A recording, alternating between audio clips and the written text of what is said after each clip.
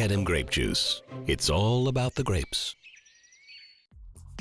Hi, I'm Naomi Nachman, and this is Sunny Side Up.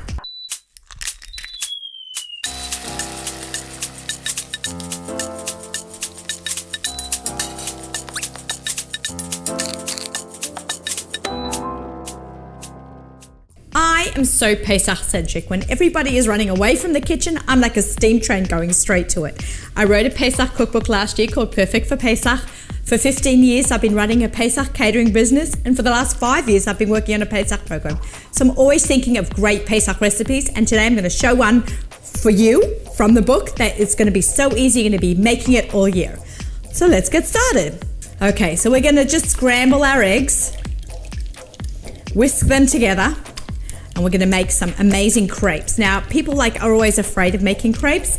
I love making Pesach crepes. I'm adding a little bit of salt, about a half a teaspoon, half a cup of water, and 3 tablespoons of potato starch. And when you fill a measuring spoon with potato starch, you kind of scoop it and then measure across with your finger, swipe across with your finger and dump it into the bowl. 1, 2, 3, just like that. Okay, now we want to whisk that. We want to make sure the potato starch is really, really well incorporated. Okay, what we want to do is we want to get a really good crepe pan. It's worth whatever money you want to spend on it, but I use this one here. I've been using this for 15 years. I have one for Pesach and I have one for during the year. I keep it parved and I only wash it with water and soap on my fingers like this, so it never gets scratched, and that's the key to making really good crepes as well.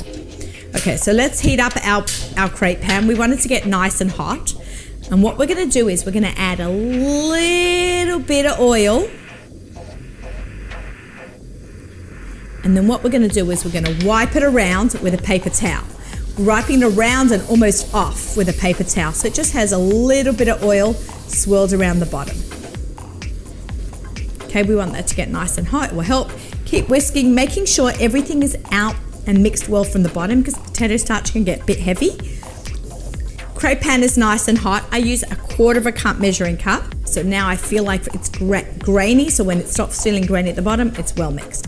So now we're going to take a 1/4 cup, and here comes the swirl action. Perfect crepes. Perfect for Pesach. Look at that, gorgeous. These are No-Flip Crepes. Put that on the pan and let the heat do its work, cooking, and then I just gently, with a wooden spoon, grab the edges. We don't want to ever scratch this beautiful pan. This is, as I said before, it's 15 years old and you would never know. When the top is set in the middle, you know that the crepe is done and you don't have to flip it again to the other side. All you have to do now is flip it onto the plate. Ta-da! And now you can build your stack and keep going, making all the crepe batter is gone. This recipe also doubles really well. It's always good to have a really good crepe recipe and tons of crepes. If you don't eat gebrachs, again, here's the swirl action.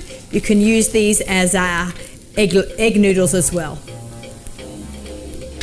Again, we want to watch that set. The bubbles are forming, and that means it's cooking up really nicely. I have literally made thousands of crepes in my day. 1, 2, 3, flip. Ta-da!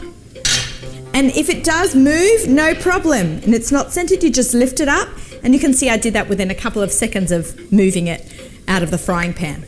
Time to make the filling for our egg roll crepe blintz. It's got many names.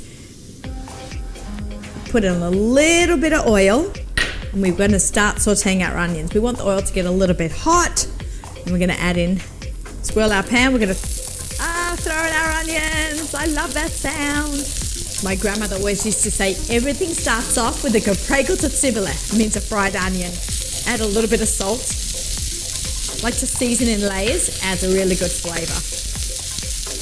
Our onions are nice and brown. Now we're going to add in some soup chicken. So for every Yom Tov, we make tons of chicken soup. For every Shabbos, we make tons of chicken soup.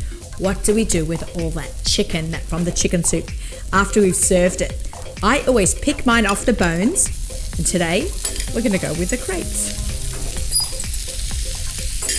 I don't like to waste anything, so this is like a great recipe for salvaging like leftover chicken. And we're gonna mix that. We're gonna add in now some barbecue sauce and some salsa.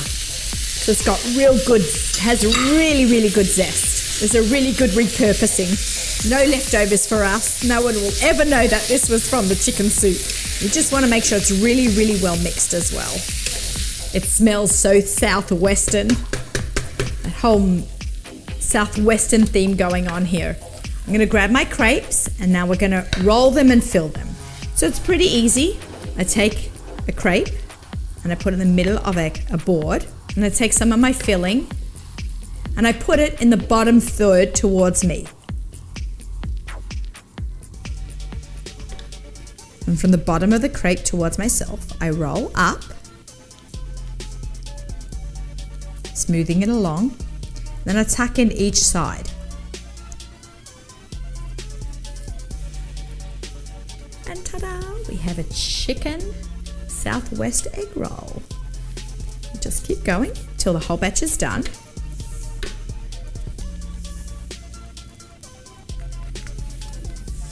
Egg rolls are all filled. It's time to give them a quick little fry on each side. So we added just a little bit of oil. I'm going to place a couple in the pan at a time.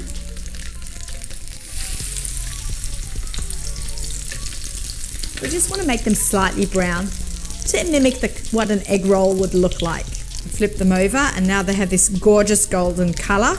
Give them 1 or 2 minutes on each side and they're ready to eat them. See how it's cooked up nice and brown? We're going in for a delicious taste.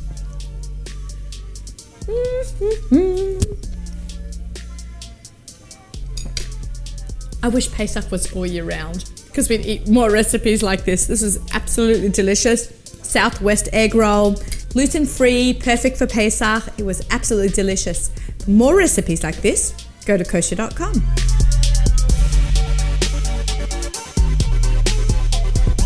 And this is sunny side up. Quiet on the set. Be quiet, everyone. Quiet on the set. I sounded so Australian then, didn't I?